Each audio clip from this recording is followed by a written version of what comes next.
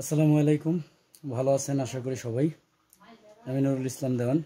এই যে আমার হাতে শাড়িন্দাটা দেখতে পাচ্ছেন, এটা হলো আমার ওস্তাদ পরশালী দেওয়ানের শাড়িন্দা। তা এটা আমি বার্নিশ করার জন্য আনছিলাম। এই শ্বাসটা ছুটে গেছিল, চামড়াটা নতুন লাগাইছি, তারগুলা নতুন লাগাইছি।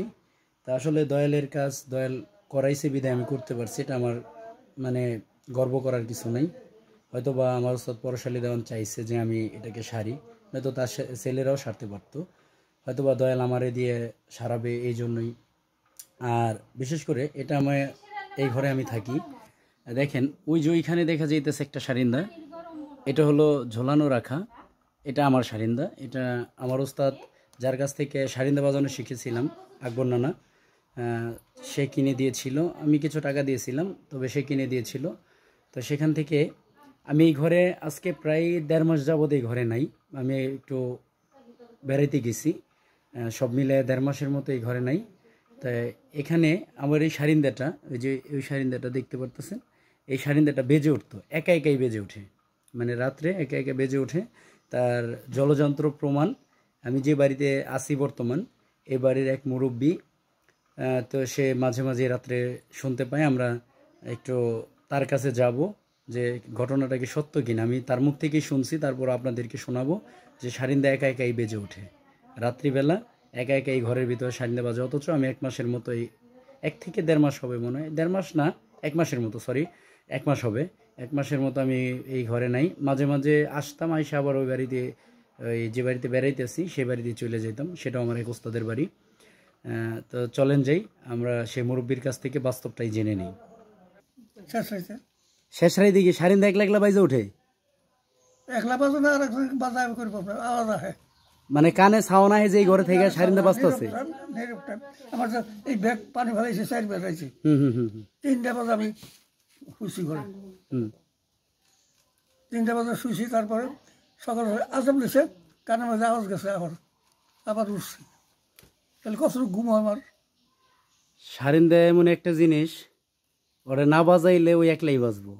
অথচ আমি কিন্তু শারিন্দারা প্যাকেট করে রাখছি, ব্যাগের ভিতর ভরা, কাবার করা, তারপরেও মানে হ্যাঁ এটা। তাহলে আপনি নিজে কানেই শুনছেন? হ্যাঁ, কইছি আমি 4 ব্যাগ প্রস্তাব ফালাইছি। আচ্ছা ঠিক আছে। মজা লাগে কইলা, যখন পেপার করে না, গানের বাস পাই, আওয়াজটা এখন ভালো লাগে, ভালো লাগে, ভালো লাগে। কিন্তু কাছে তো না, দূরে ভালো লাগে। আমি তো 4 ব্যাগ পানি ফেলাইছি, ঘুম হয় কতক্ষণ চিন্তা করেন। এটা মাঝে মাঝে আপনি বাস পান আমরা যাওয়ার পরে? হ্যাঁ, কে বাজায় তা জানি না, আমি তো তা করবো না। কোন জায়গায় বাজে, কোন জায়গায়, কোন জায়গায় কেমনি কোনো আওয়াজ আসে আমার কানের মধ্যে, মানে ঘরের ভিতরে থেকে? আমি যে রুমে থাকি, এই রুমে থেকে আওয়াজটা আহে না? না রুমে না, কোথায় আমি করবো না। আচ্ছা, আপনি ওটা খেয়াল করাবার নেই, কিন্তু সাউন্ড আহে, ওরা খেয়াল করা বাদ দেয়।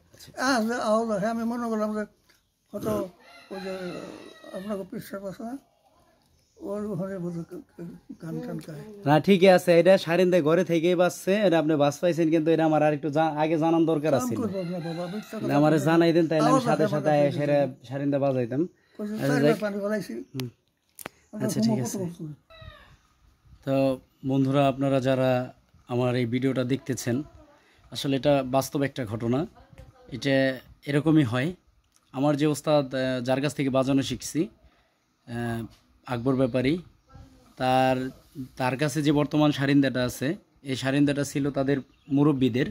তা মুরব্বীদের শারিন্দা হওয়ার কারণে আমার ওই আকবর নানার কাছ থেকে নিয়ে গেছিলো। নিয়ে যাওয়ার পরে 3 দিন রাখছিল। এই 3 দিনের মধ্যে এই 3 দিন রাত্রে বেজে উঠছিল। রাত আপনার ফজরের আজানের কিছুক্ষণ আগ দিয়ে এই ঘটনাটা ঘটে, যে অনেক দিন বাজানো না হইলে এই শারিন্দাটা এমন একটা জিনিস, এই শারিন্দাটা দেখতে পারতেছেন, এটা তো আমার ওস্তাদের, যেটা আমার কাছে আছে। এই শারিন্দাটা এমনই একটা জিনিস, এটাকে যদি হঠাৎ করে দেখেন অনেক দিন বাজানো হয় না, হঠাৎ করে বাইজে উঠছে, একে সঙ্গে সঙ্গে উঠে, ঘুম থেকে উঠে অজু করে পাক পবিত্র হয়ে এই শারিন্দাকে শ্বাস করে অন্তত কমপক্ষে আধা ঘন্টা বাজাইতে হয়। কমপক্ষে আধা ঘন্টা এই শারিন্দাটাকে বাজাইতে হয়, যতক্ষণ এই শারিন্দাটা বাজবে, যতক্ষণ এই শারিন্দাটা মজা লাগবে সুরটা, ততক্ষণ পর্যন্ত কি এই শারিন্দাগুলোকে বাজাইতে হয়। তো এটা বাস্তব একটা ঘটনা। এটা যদি আমার মুখে শুনতেন হয়তো বা আপনারা বিশ্বাস করতেন না, বা অনেকেই বিশ্বাস করতো না, কিন্তু যার সাক্ষাৎটা নিলাম তাকে তো দেখছেন, সে তো আর মিথ্যা কথা বলবে না। এটা তো আপনারা নিজ চোখেই দেখলেন বা তার নিজ কানেই শুনলেন তার মুখ থেকে। তা আমার জন্য দোয়া করবেন, আমি যেন আমার ওস্তাদ পরশালী দেওয়ানের নামটা সবসময় যেন রাখতে পারি।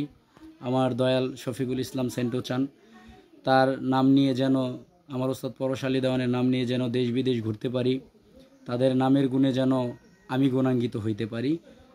ধন্যবাদ সবাইকে। জয় গুরু। ভালো থাকবেন সবাই, আমার জন্য দোয়া রাখবেন অবশ্যই। আল্লাহ যেন আমাকে সুস্থ রাখে, আমিও দোয়া করি আপনাদেরকে যেন আল্লাহ সুস্থ রাখে। জয় গুরু সবাইকে।